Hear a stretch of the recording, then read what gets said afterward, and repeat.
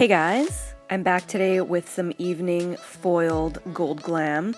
I think I'll end up calling this a fall glam look or something along those lines. I gave you two different lip options, which you will see at the end of this video, so let's just hop right in, shall we? Today I'm starting with my eye makeup first because really intense looks like this usually call for a ton of fallout. So first things first, this right here is my new bae. I've been wanting to try the Makeup Forever Aqua Brow for a minute, and I have to say, it's taken my eyebrow game from 0 to 100 real quick. I'm using an angled MAC brush to apply this, and I'm cleaning it up with the Maybelline Dream Lumi Concealer. I think I prefer this to the Anastasia pomade, to be honest, because it's a lot creamier and it gives me more control to create sort of natural hair strokes, if that makes sense. I'm then priming my eyelids with the Soft Ochre Paint Pot by MAC.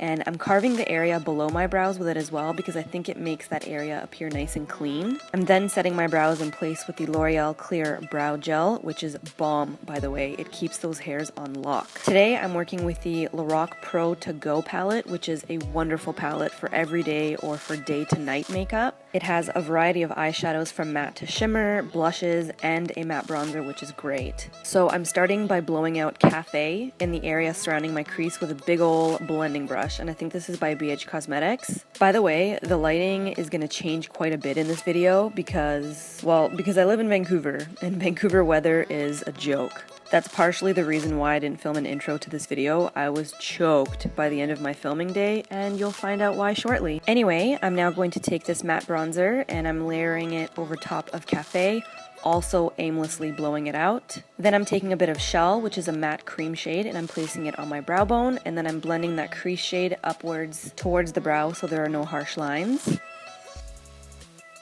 Then I'm taking Chai, which is a shimmery bronze shade, and I'm placing it in the inner and outer corners of my eye, leaving the center nice and clean. I'm going to end up covering this shade up in a second, but I prefer to have a lighter shade down first before working with a black, especially when I do a halo effect because I find that it blends the black more seamlessly. So now I'm taking that matte black and I'm applying it over top of the areas where I placed Chai. You absolutely need this little MAC crease brush in your life, by the way. Probably one of my favorite brushes for myself and for working on others. I will make it a goal to list all the brushes that I'm using in the description box below because I am using a lot of great brushes today. Now I'm going to take a bit more of my Soft Ochre Paint Pot and I'm touching up the center of my eye to make it sticky again. And then I'm going to go in with this super cool gold flake eyeshadow, and I shit you not, I've had this since I was a makeup student. Pretty sure it was like a no-name brand that came in our makeup kits at the time. I will search the internet for something similar and leave it for you in the description box below. I think Stila makes something similar to this which might work, or Makeup Geek. Anywho, I'm going to pat this in the center of my eye with a flat brush, and then for a more intense look, I'm taking my Makeup Forever Aqua Seal Waterproof Liquid Converter. I'm mixing it with the foiled gold flakes, and I'm creating sort of a paste, and then I'm going to pack it over top, and then I'm going to go back in with black and make sure that the edges are blending into one another. Then I took a cotton round with a little bit of makeup remover, and I cleaned up the fallout underneath my eye, and this is the part where my dumbass reaches down without looking, accidentally grabs a Q-tip with makeup remover on it, and swipes it on the lid. I swear to God, only I would do this, so I had to go off camera, redo the whole eye, which ate into my natural daylight time, which is why I was choked, which is why the lighting changes 4,000 times in this video. Deep breaths. Anyway, once I got my shit together, I applied a pair of false lashes. These are the Red Cherry number 68. And then I went in with a few individuals and I placed them in the spaces that I believed needed a little bit more volume, and I used the dark House of Lashes glue to do this. I also used the L'Oreal Telescopic Mascara to blend my natural lashes into my false lashes. Onto my foundation routine, I primed my face with the Makeup Forever Smoothing Primer. I used a shit ton of primer this day because I'd been battling a cold for about a week and a half, and my skin was super dry.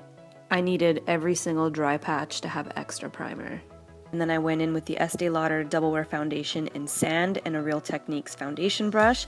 This brush is amazing, by the way, and this is definitely my favorite high-end foundation at the moment. By the way, I actually don't mind the way the lighting appears in this foundation portion. The sun had gone down, so I just turned on a lamp and lit up the background. I just wish the whole video had consistent lighting, but what can you do? I don't have a professional studio. I'm a one-woman show. To get the area between and above my eyebrows, I'm using the Real Techniques Pointed Foundation brush, which is also great, and I highly recommend it for this exact purpose.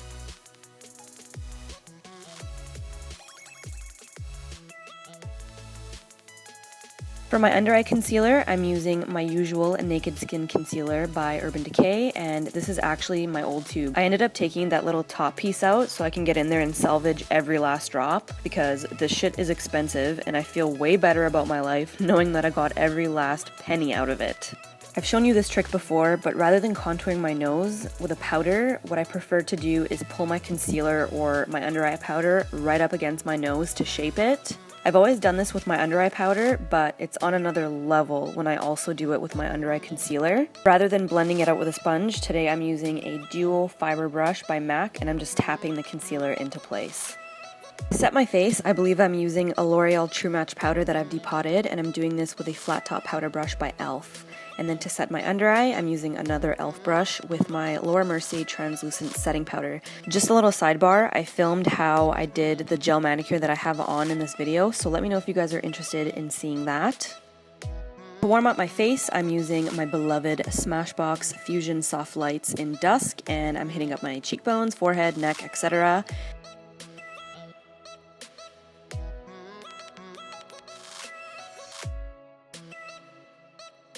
And then I'm taking those same shades that are on my eyelids and I'm using them to smoke out my bottom lash line.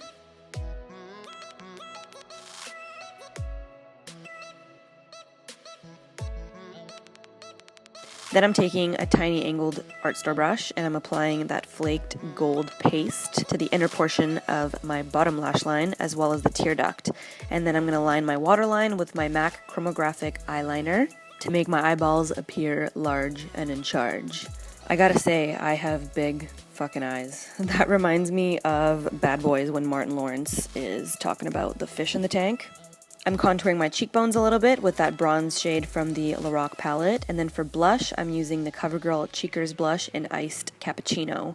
I'm doing this with an e.l.f. Studio Blush brush, which I'm also loving currently. For highlight today, I'm using this MAC pigment in the shade Naked, and I'm running it over top of my cheekbones with an angled e.l.f. brush.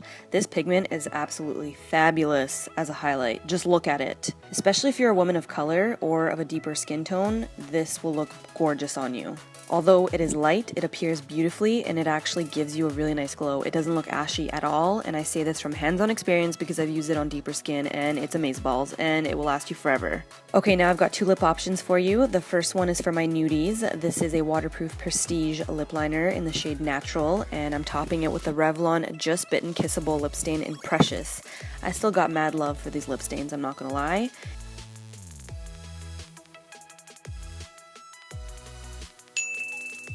And for my vampy girls, this is the Prestige Waterproof Lip Liner in Mocha.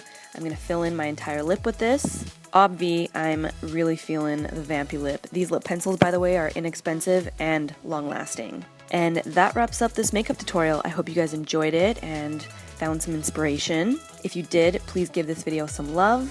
All of the products that I use will be listed in the description box below, along with all of my social media platforms. As always, thank you very much for watching, thank you for subscribing, and I will see you in my next video. Love you. Bye.